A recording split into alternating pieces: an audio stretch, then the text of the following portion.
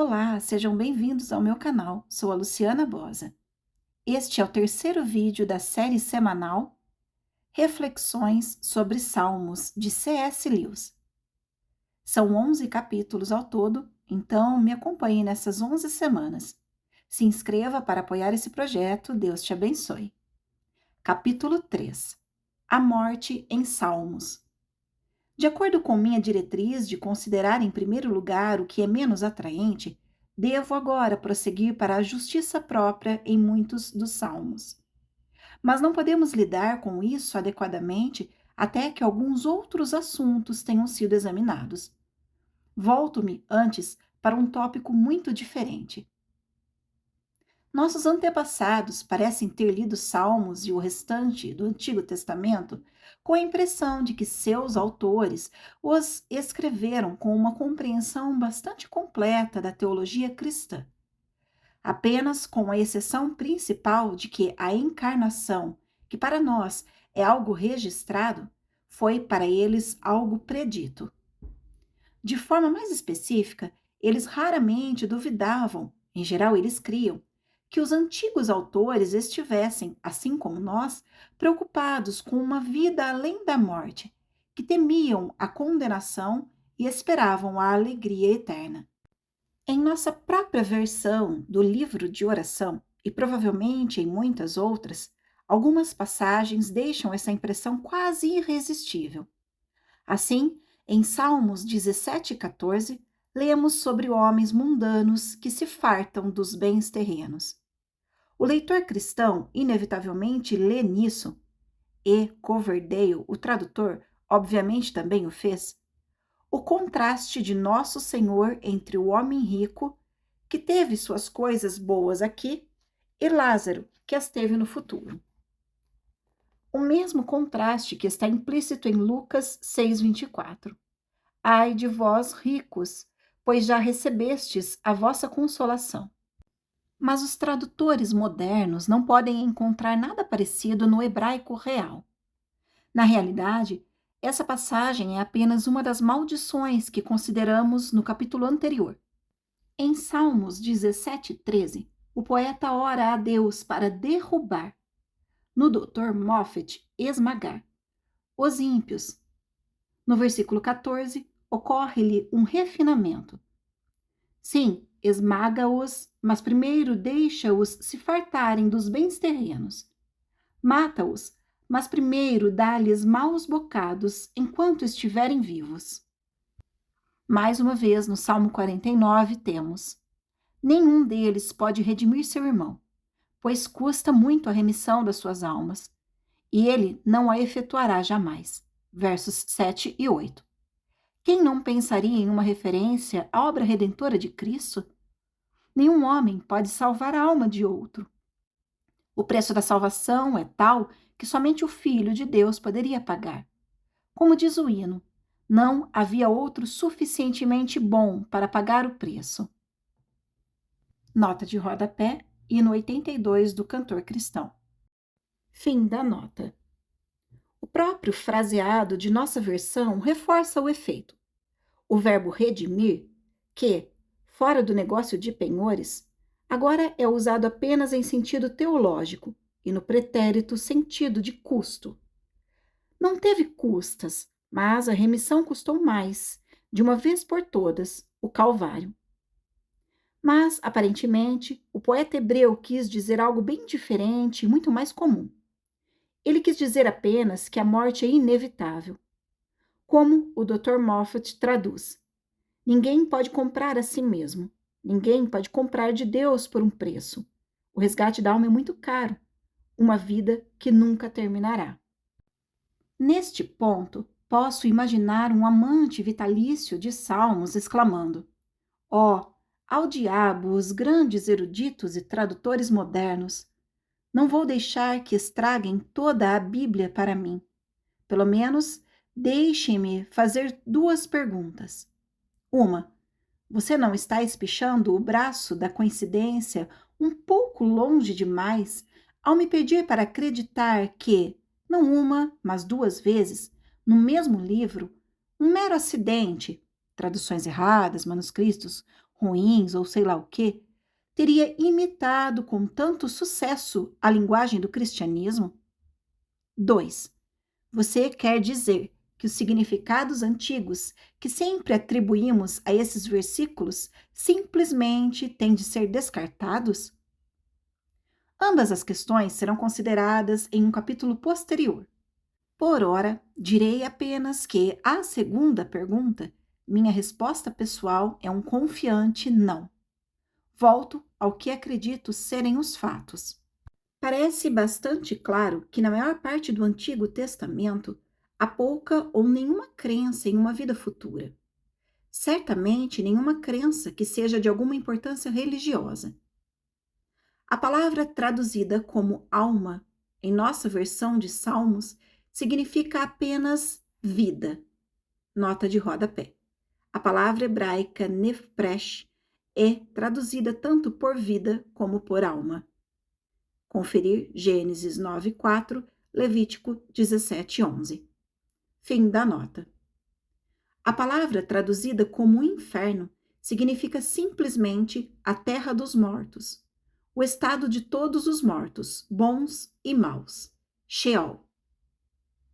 É difícil saber o que um antigo judeu pensava acerca do Sheol. Ele não gostava de pensar nisso.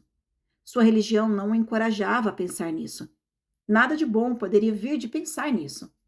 O mal, sim.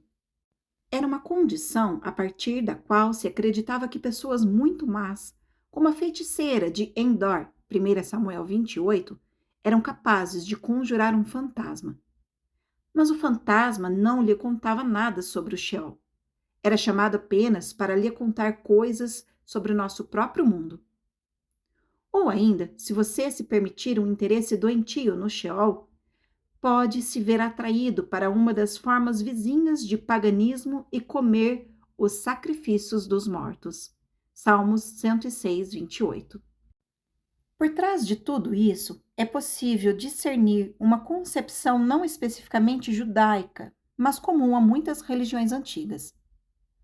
O Hades grego é o exemplo mais familiar para as pessoas modernas. O Hades não é céu nem inferno, é quase nada. Estou falando das crenças populares. É claro que filósofos como Platão têm uma doutrina distinta e positiva da imortalidade. E é claro que os poetas podem escrever fantasias sobre o mundo dos mortos.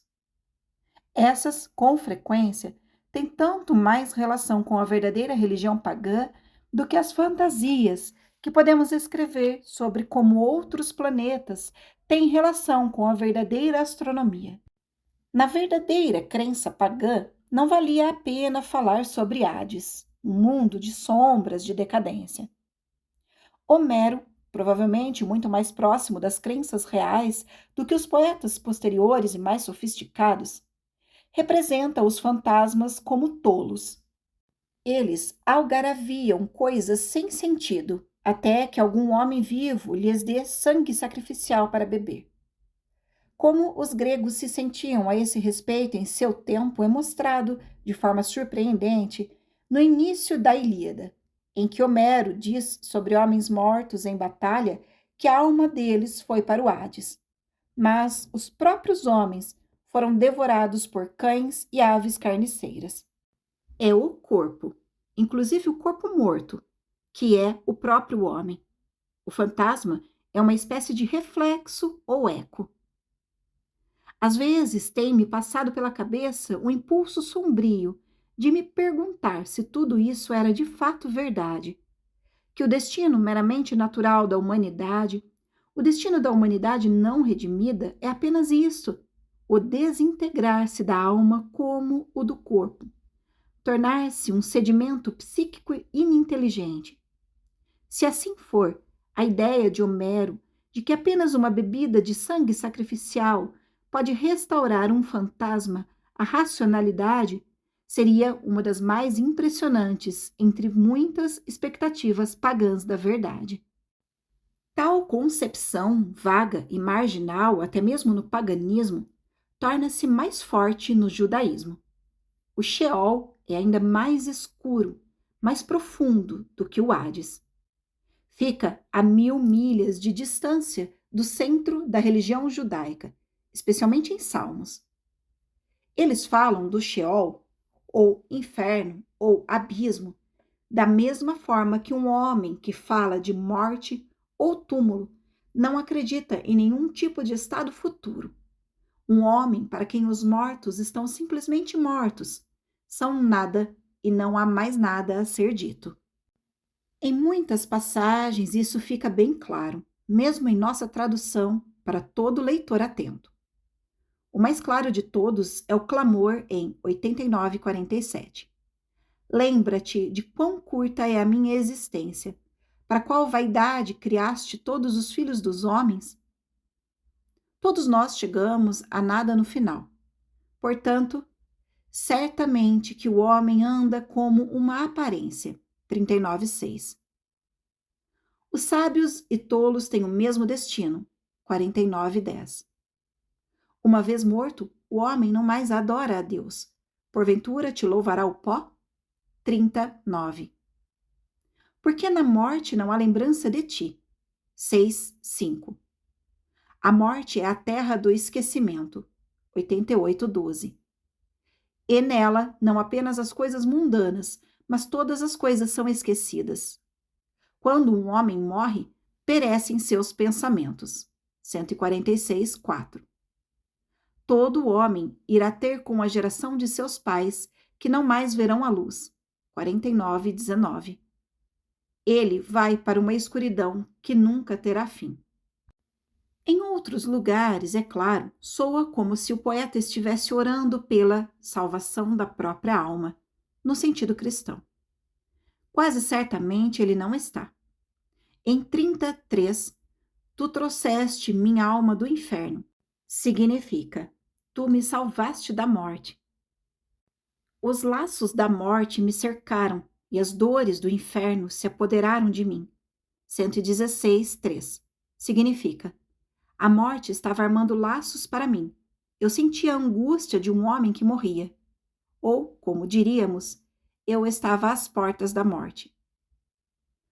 Como todos sabemos pelo nosso Novo Testamento, o judaísmo mudou muito a esse respeito no tempo de Nosso Senhor. Os saduceus mantiveram a antiga visão. Os fariseus, e aparentemente muitos outros, criam na vida do mundo vindouro. Nota de rodapé, última cláusula do credo niceno. Fim da nota. Quando e por quais estágios e, sob Deus, de quais fontes essa nova crença se insinuou, isso não faz parte do nosso assunto atual. Estou mais interessado em tentar compreender a ausência dessa crença, em meio ao intenso sentimento religioso no período anterior. Para alguns, pode parecer surpreendente que Deus, tendo revelado tanto de si mesmo a esse povo, não lhe tenha ensinado isso. Agora, isso não me surpreende.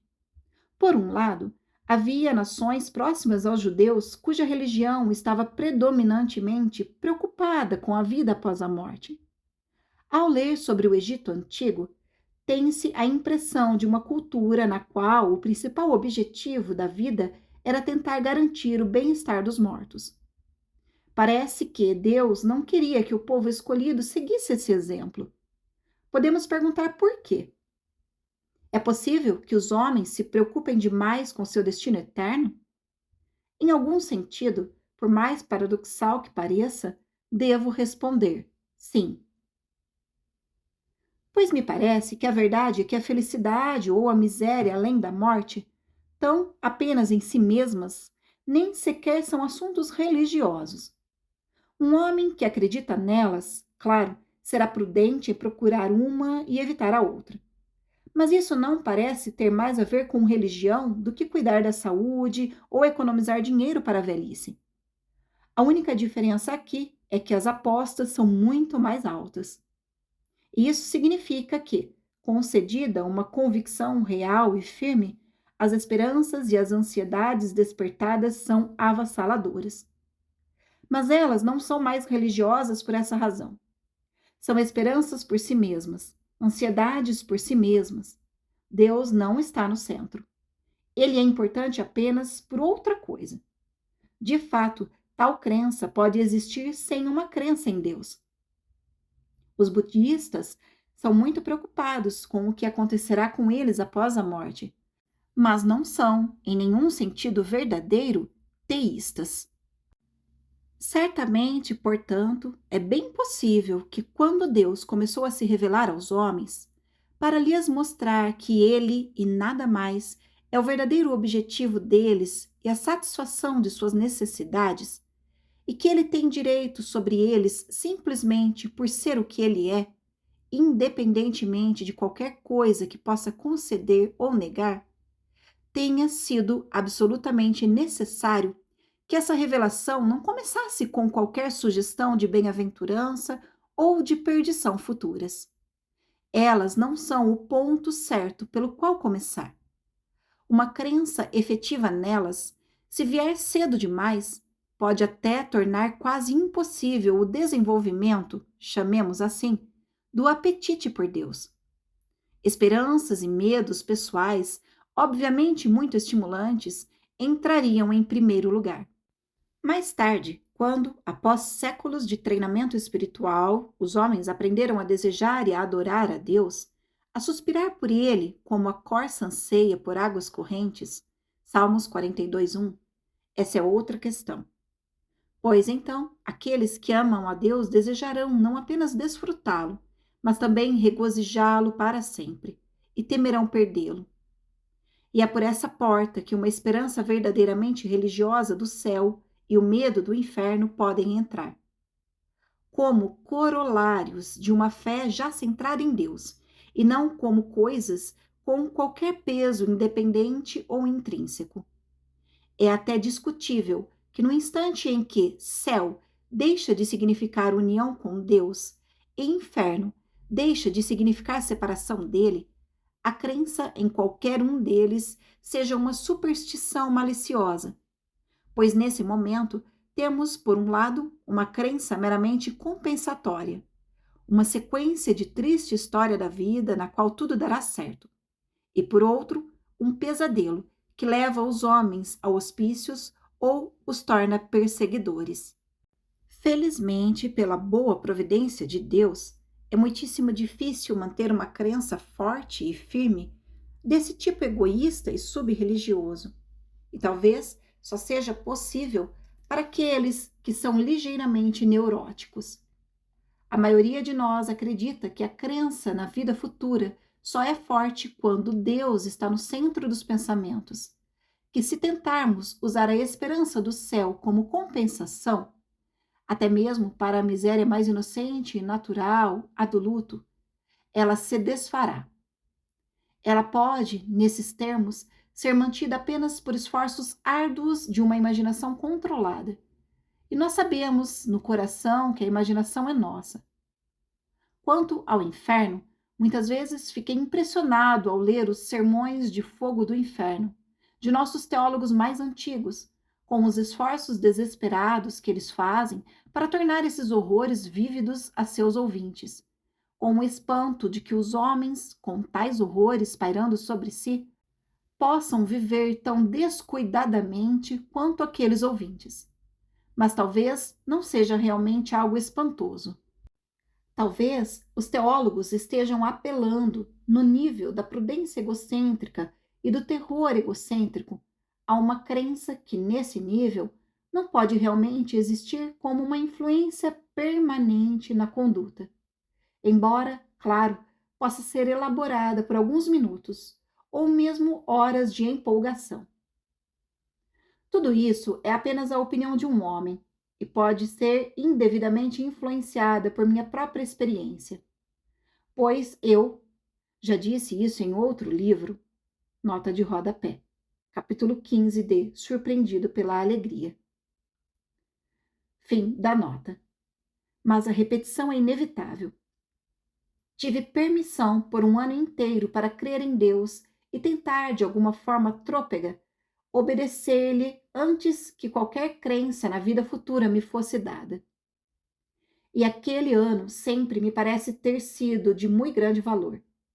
Portanto, Talvez seja natural que eu suspeite de um valor semelhante nos séculos durante os quais os judeus estiveram na mesma posição.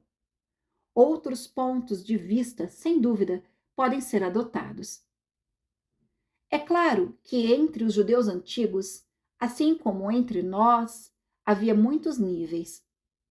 Eles não eram todos, talvez nenhum deles, o tempo todo, desinteressados, assim como nós. O que então preencheu o lugar que mais tarde foi ocupado pela esperança do céu? Muitas vezes, temo, desejado principalmente como uma fuga do inferno. Foi naturalmente a esperança por paz e fartura na terra. Isso, em si, era não menos, mas também não mais, subreligioso do que os cuidados prudenciais com o mundo vindouro. Não era tão pessoal e egocêntrico quanto nossos próprios desejos de prosperidade terrena. O indivíduo, como tal, parece ter sido menos consciente de si mesmo, muito menos separado dos outros, naqueles tempos antigos. Ele não distinguia tão nitidamente sua própria prosperidade daquela que tinha a nação, e especialmente tinham seus próprios descendentes. Bênçãos sobre a posteridade remota de alguém eram bênçãos sobre si mesmo. De fato, nem sempre é fácil saber se quem fala em um salmo é o poeta individual ou o próprio Israel. Suspeito que, às vezes, o poeta nunca tenha levantado essa questão. Mas estaríamos muito enganados se supuséssemos que essas esperanças mundanas eram a única coisa que havia no judaísmo.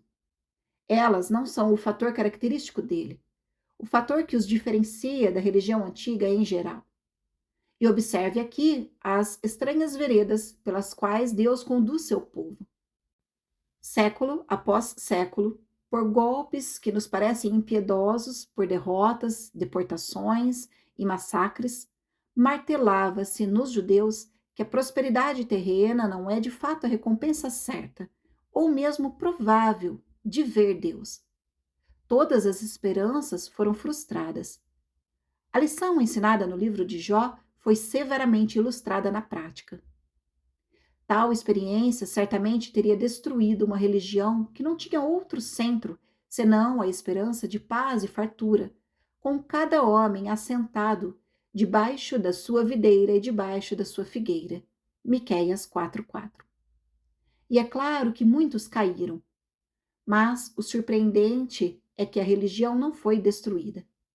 Em seus melhores representantes, ela se tornou mais pura, mais forte e mais profunda. Ela está sendo, por essa terrível disciplina, dirigida cada vez mais ao seu centro real. Esse será o assunto do próximo capítulo.